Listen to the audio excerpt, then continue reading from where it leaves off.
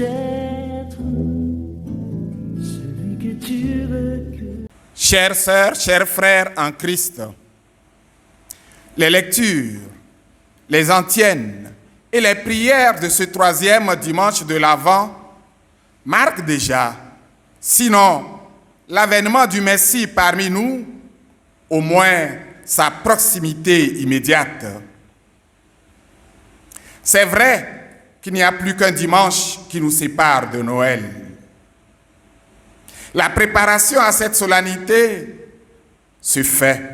doit donc se faire plus pressante. Notre Sauveur est à notre porte et tout nous invite à la joie profonde de sa venue et présence transformatrice parmi nous. L'antienne d'ouverture en donne vraiment le ton. Soyez dans la joie du Seigneur. Soyez toujours dans la joie. Le Seigneur est proche.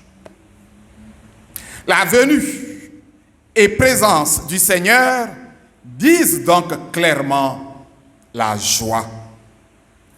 Cette joie est une joie de salut réel.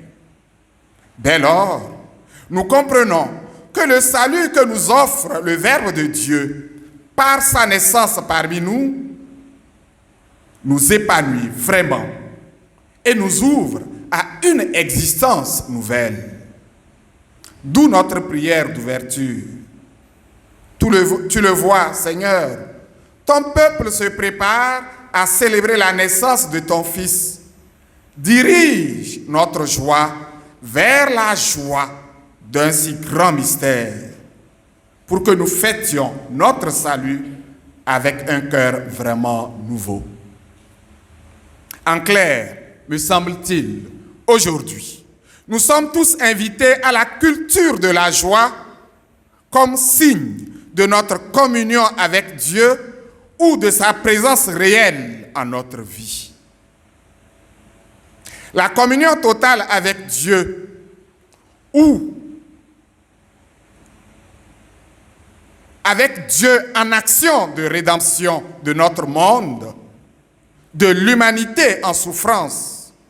Voilà ce qui doit nous réjouir et nous redresser dans l'histoire pour une existence nouvelle.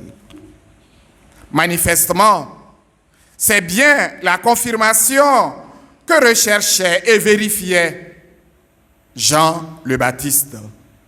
Lorsqu'il envoie ses disciples demander à Jésus, « Es-tu celui qui doit venir ou devons-nous en attendre un autre ?»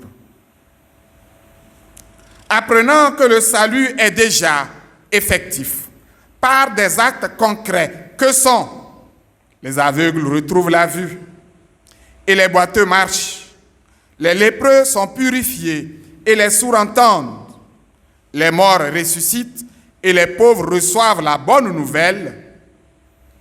Entendant cela, Jean le Baptiste, bien qu'en prison, doit se sentir libéré et véritablement en paix, puisque ce qu'il est venu annoncer s'accomplit à ses yeux. Il peut donc s'en aller et laisser la place au Messie.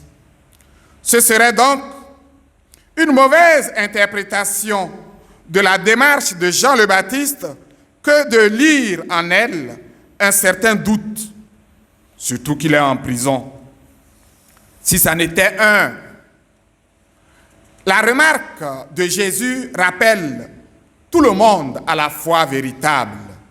Heureux, celui pour qui je ne suis pas une occasion de chute.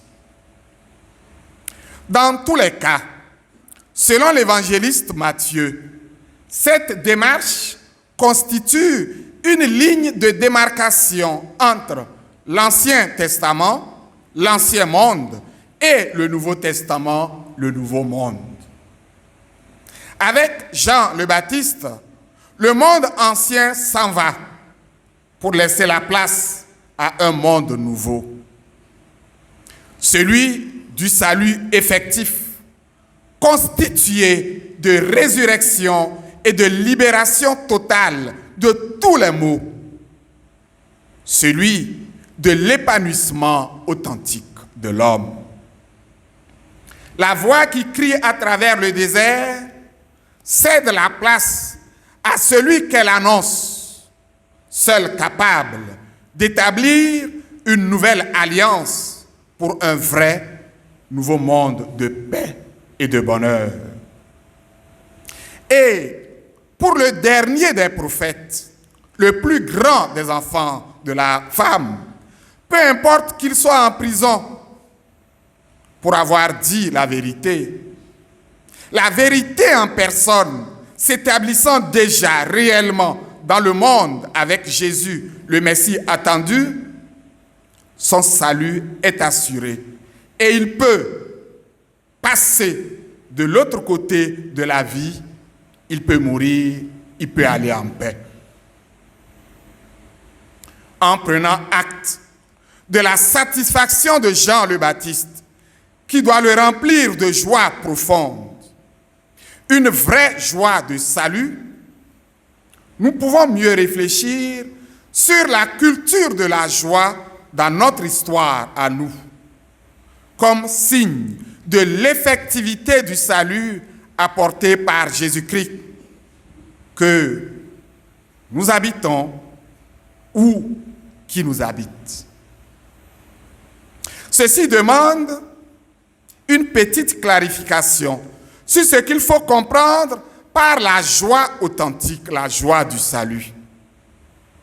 Dans un petit livre de notre frère Servet Pinkers, qui a pour titre « Passion et vertu », l'auteur fait remarquer que dans l'intelligence de la joie, le discernement de ce qu'elle est réellement, il est important de la distinguer du simple plaisir.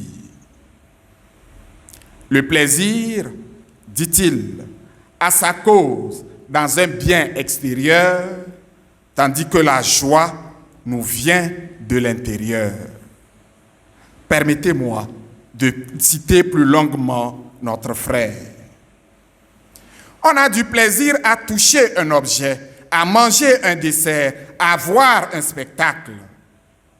La joie, quant à elle, procède directement d'une action que l'on a faite, d'une œuvre que l'on a accomplie.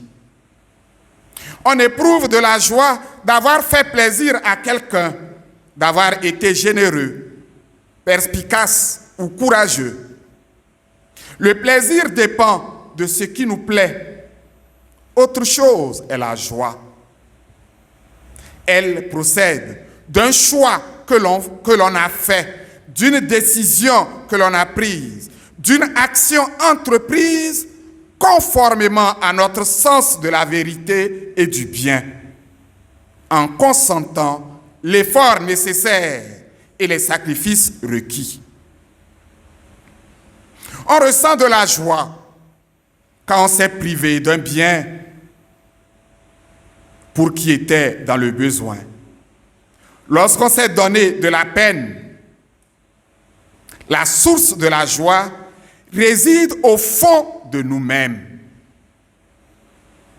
dans notre personnalité intelligente et libre, cause de nos actes.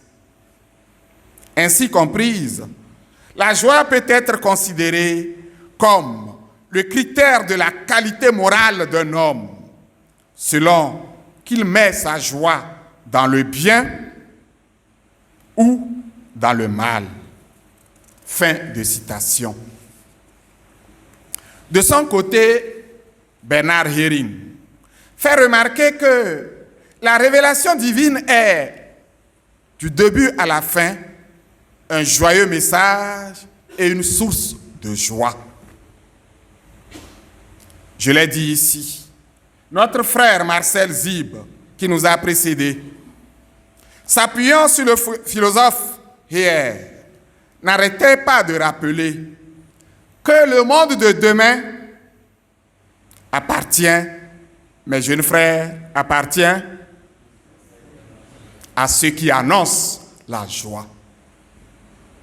Le monde de demain appartient à ceux qui annoncent la joie. Frères et sœurs, La joie authentique provient de l'accomplissement d'un désir profond, la réalisation parfaite d'un vrai bien. Au désir futile et au bien léger correspondent des joies légères, éphémères, superficielles. Aux désirs grands, profonds et fondamentaux, aux biens fondamentaux, correspond la joie profonde, la joie éternelle qui nous lie fortement à Dieu. Aux aveugles, aux sourds, aux morts et à tous les pauvres, Jésus apporte une joie unique, celle de se redresser dans l'histoire et de prendre en main leur propre vie. C'est la joie du salut. La joie du salut. Elle est l'épanouissement de l'être. La culture de la joie consiste donc à se donner et à donner un supplément d'être et d'existence. Car il s'agit d'ajouter vie à la vie, de donner, de vivre de nouveau, de vivre mieux et davantage, de donner à la vie un sens, celui de l'éternité bienheureuse, que rien ne peut arrêter, vraiment rien. Si la joie véritable vient donc de l'intérieur,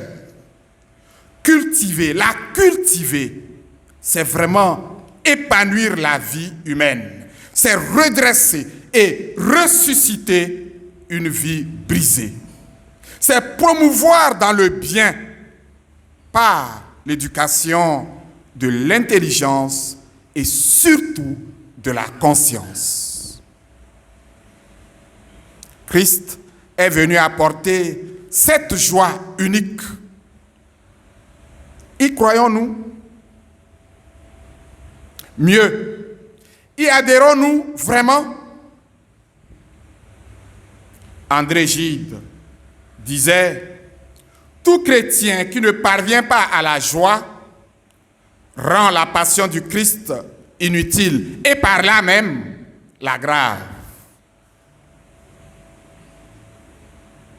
Chères sœurs, chers frères, que cette Eucharistie nous ouvre à une alliance nouvelle avec Dieu en Jésus-Christ, notre Sauveur, le Prince de la paix et de la joie, au nom du Père et du Fils et du Saint-Esprit.